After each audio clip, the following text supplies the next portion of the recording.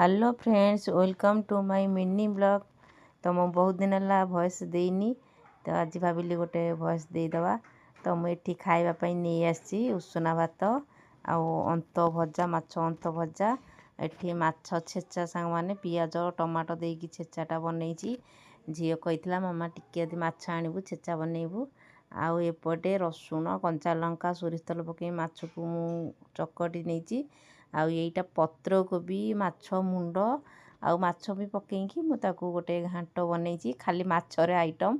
आउ सांग माने मुग चटनी मुग थिला तो इच्छा है टे करदेली। आउ नहीं आसी खायापाई। तो देखा खाଇବା केमती लगुच। आउ सांग माने खाइली तो बढ़िया टेस्ट लगुला तरकारी। आउ जदि मो भिडियोटी आपण मानू भल लगुथो गोटे सब्सक्राइब आउ लाइक शेयर करंतु। रोच सांग माने जय जगन्नाथ, नमस्कार।